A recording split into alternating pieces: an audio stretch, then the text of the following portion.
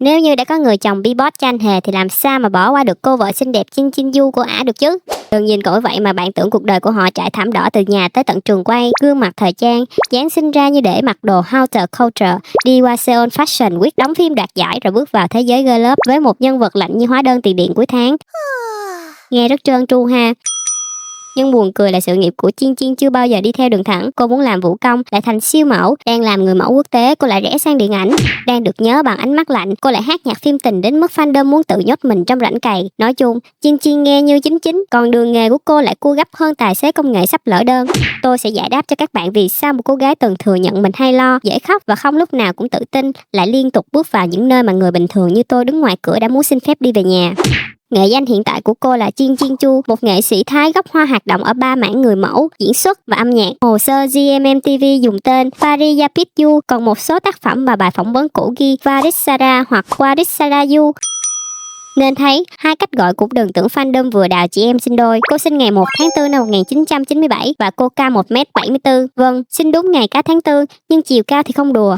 Tôi đứng cạnh chắc trông giống người lùn với bạch tuyết quá. Mà điều đáng kể nhất nằm ở chuyện Jin Jin không bắt đầu với giấc mơ làm người mẫu.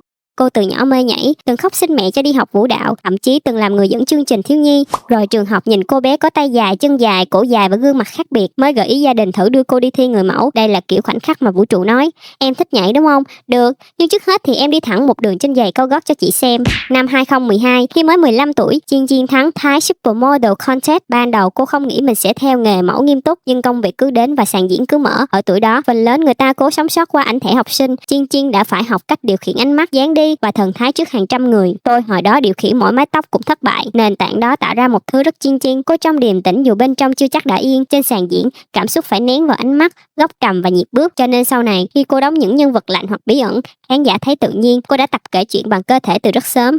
Nhưng Jin Jin không chỉ muốn nổi ở Thái, cô từng nhắc đi nhắc lại giấc mơ trở thành người mẫu quốc tế. Rồi năm 2015, cô làm một việc rất khó hiểu với những người thích an toàn, tức là đóng hành lý và sang Hàn Quốc thử việc dù gần như không nói được tiếng Hàn. Cô không chờ đến lúc ngoại ngữ hoàn hảo, tính cách hoàn hảo, tinh thần hoàn hảo, sao thủy ngừng nghịch hành. Cô đi trước, phần còn lại tính sau. Sau đó Jin Jin trở thành người mẫu nước ngoài đầu tiên ký với Extend Model Entertainment, một bước tiến rất lớn trong môi trường thời trang Hàn Quốc vốn cạnh tranh đến mức việc đi lấy cà phê chắc cũng phải có vòng casting. Cô xuất hiện tại Seoul Fashion Week, làm việc với nhãn hàng và tạp chí, tham gia chiến dịch của những thương hiệu như Ace và Nonagon. Một cuộc phỏng vấn, cô còn kể về cơ hội làm việc trong các dự án có Icon và Lisa. Về cơ bản, cô từng không biết tiếng Hàn, đã dùng trí nhớ, khả năng quan sát và độ lì để tự viết phụ đề trực tiếp cho cuộc sống của mình. Jin Jin thừa nhận cô không giỏi ngoại ngữ, nhưng đầu óc nhanh và nắm tình hình tốt. Người thành công nhất không nhất thiết bước vào phòng với đủ mọi kỹ năng. Đôi khi họ bước vào khi còn thiếu một đống, rồi học thật nhanh để nhanh chóng không bị căn phòng nuốt mất. Với cô, bức tường thật sự không hẳn là ngôn ngữ mà là nỗi sợ không dám bắt đầu. Nghe xong tôi thấy bị nhắc khéo, vì có email tôi để 3 ngày chưa trả lời vì chưa nghĩ ra câu mở đầu. Nhưng đừng biến đoạn Hàn Quốc thành phim truyền cảm hứng có nhạc piano nổi lên rồi hết. Cô từng kể quãng thời gian ấy rất cô đơn. Jin Jin rời nhà khi chưa tự quen chăm sóc bản thân, không biết tiếng, bắt đầu từ số 0 và khóc rất nhiều. Thành công giúp cô có những trải nghiệm mà người cùng tuổi chưa chắc đã chạm tới, nhưng đổi lại cô mất thời gian với bạn bè, gia đình và những sinh hoạt bình thường của tuổi trẻ. Đây mới là phần thật đi thi quốc tế ảnh đẹp.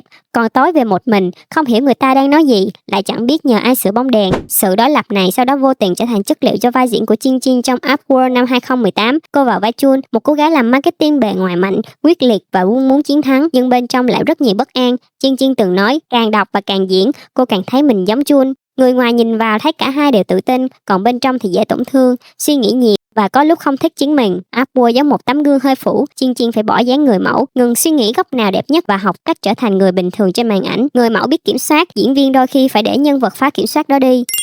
Mà đây mới là bước ngoặt khiến người ta phải chú ý. Với phim điện ảnh đầu tay, Jin Jin giành nữ diễn viên xuất sắc tại Contract Book Award lần thứ 15 cho Upworld. Cô còn nhận thêm những đề cử diễn xuất khác, tức là lần đầu ứng dụng bản thân vào điện ảnh. Cô thắng giải nhờ Upworld. Xin lỗi, chơi chữ hơi rẻ nhưng giải thì thật. Một người từng tự hỏi mình có đủ giỏi không? Bước vào nghề mới rồi giới chuyên môn công nhận ngay từ vai chính đầu tiên. Đó không phải phép màu, đó là 6 năm làm nghề trước ống kính âm thầm trả lãi. Jin Jin không bỏ hết chỉ để làm diễn viên. Khi đại dịch gián đoạn kế hoạch ở nước ngoài, cô trở về Thái Lan và quay lại giấc mơ nhảy và hát. Năm 2021, cô tham gia girl group dự án 2021 Rachi cùng Gam Wichani, Millie, White Blossom, người mẫu diễn viên ca sĩ vũ công nghe khá bận rộn, nhưng cô bé thích nhảy này chưa từng biến mất. Cô chỉ đi một vòng hơi xa qua Seoul rồi mới quay lại sân khấu. Jin Jin từng nói mình rất dễ chán và thích thử điều mới, nên hồ sơ của cô nhìn như menu không chịu chọn món chủ lực. Mỗi nghề lại bù cho nghề khác, sàn diễn khả năng làm chủ hình thể, vũ đạo cho nhịp điệu, ca hát cho hơi thở, điện ảnh dạy cô buông cái đẹp để giữ cái thật. Cô không đổi nghề liên tục, cô đang gom kỹ năng, chỉ là gom hơi dữ. Jin Jin gia nhập GMMTV năm 2024. Với cô, hợp đồng mới giống nút tăng tốc hơn là điểm đến. Cô hoàn thành vai Yuk Sukricha trong Naka De Salon. Trong Wild Soso, cô vào vai Ma Muk. Trong Hide and Seek, cô đóng Bicha, một trong những chị em bị kéo vào vụ mất tích bí ẩn. Rồi ở Enzima Backstage, cô trở thành Chill, một vũ công có chuỗi chiến thắng đáng nể. Cô từng muốn nhảy từ bé, cuối cùng được dùng cả khí chất sân khấu lẫn diễn viên để vào vai vũ công. Vũ trụ không quên đơn hàng, nó chỉ giao hơi trễ. Trong Multi Club Hello It's Deluxe, cô đóng vai Lim Hai, một nghệ sĩ quyến rũ và có vẻ được vận may chống lưng, xuất hiện cùng Chan Loi Sampo và Len Thanapon. Đây là lúc khán giả bắt đầu nhìn Jin Jin rõ hơn trong không gian tình cảm nữ nữ, dù câu chuyện chỉ là một tam giác quan hệ.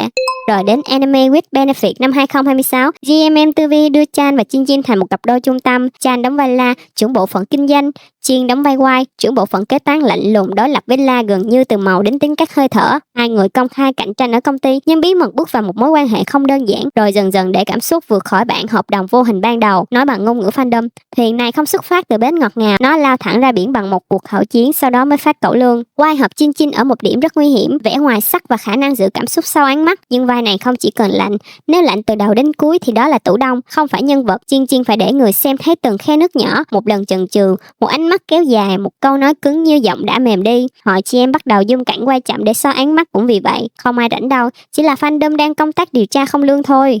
Sức hút Chan Jin Jin đến từ sự đối nghịch. Chan linh hoạt, lanh lẹ và có độ nghịch. Jin Jin tĩnh hơn, sang hơn, đôi khi chỉ cần nhìn như đã biết bạn khai sai 3 dòng trong báo cáo. Một người kéo nhịp ra ngoài, một người nén nhịp vào trong, hai kiểu va vào nhau đúng chỗ. Nhưng tôi phải nhắc nhẹ trước khi tem đẩy thuyền mang mái chèo tới nhà, phần couple chỉ là một chương, không phải toàn bộ con người của Jin Jin. Fan service là công việc, sự thân thiết với công chúng có thể là thật ở mức đồng nghiệp và bạn bè, còn đời tư thì vẫn là đời tư. Thích cẩu lương thì cứ thích, lập thuyết âm mưu về Hin cũng được, miễn là đừng biến kính lúp thành giấy đăng ký kết hôn hộ người ta. Chúng ta nên lên thuyền để vui, không phải lên làm thuyền trưởng kiểm soát vùng biển.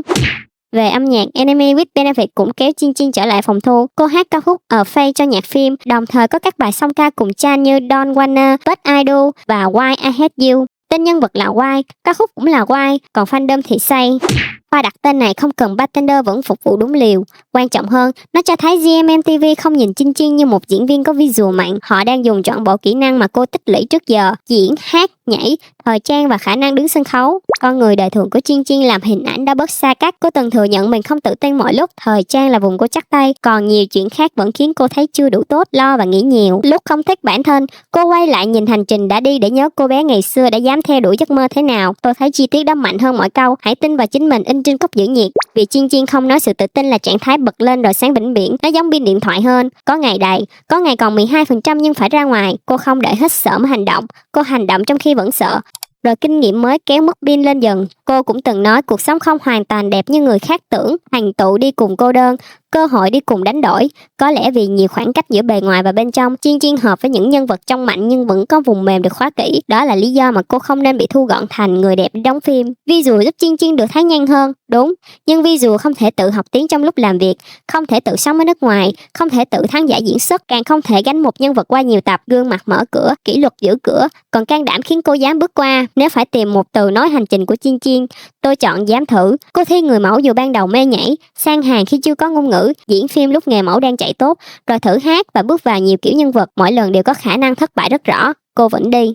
Và có một chi tiết nhỏ khá đẹp. Năm 2018, Jin Jin từng đứng giữa hai hướng, tiếp tục giấc mơ người mẫu quốc tế hay đi theo diễn xuất sau Upworld. Sau nhiều năm, câu trả lời hóa ra không phải chọn một bỏ một. Cô xây một sự nghiệp đủ rộng để cả hai cùng tồn tại, rồi còn kê thêm âm thanh và vũ đạo vào. Tôi mà có 4 hướng như vậy, chắc ngồi giữa vòng xoay gọi người nhà tới đón, còn cô biến vòng xoay thành sân khấu. khi bạn thấy Chiên Chiên trong một bộ đồ hoàn hảo, giữa ánh mắt lạnh như quai hoặc đứng cạnh Chan trong cộng đồng bé Liên mất ngủ, hãy nhớ, cô không xuất hiện sau một đêm. Đằng sau đó là một cô bé 15 tuổi rẽ sang giấc mơ khác, người mẫu trẻ sang hàng không biết tiếng và một nghệ sĩ nhiều lần tự xây lại chính mình. Câu chuyện của Chiên Chiên không bảo bạn phải làm 4 nghề, đi nước ngoài hay bước lên sàn diễn. Bình tĩnh. Sáng mai chúng ta vẫn phải chấm công, nhưng nó nhắc một chuyện thực tế hơn. Đôi khi thứ bạn tưởng là đi lệch đường lại âm thầm chuẩn bị cho vai trò phù hợp nhất về sau. Giấc mơ đầu tiên của Chiên Chiên là nhảy, cô không đi thẳng tới nó, nhưng từng bước vòng quanh đều để lại một kỹ năng, và cuối cùng mọi phiên bản ấy gặp nhau trên cùng sân khấu. Còn tương lai, Chiên Chiên sẽ được nhớ nhất như siêu mẫu, diễn viên đoạt giải, ca sĩ hay một gương mặt nổi bật của dòng girl love Thái, chưa ai chốt được. Có khi chính cô cũng chưa cần chốt, vì người đã sống bằng cách mở cửa mới suốt một thập kỷ, chắc không tự vội nhốt mình vào một căn phòng duy nhất. Nếu bạn muốn tiếp tục xem hành trình này rẽ đến đâu, cứ ở lại trên thuyền, nhưng nhớ mặc áo phao nha, fandom chèo nhanh lắm, tôi vừa đi lấy nước là thuyền đã cập bến mới rồi.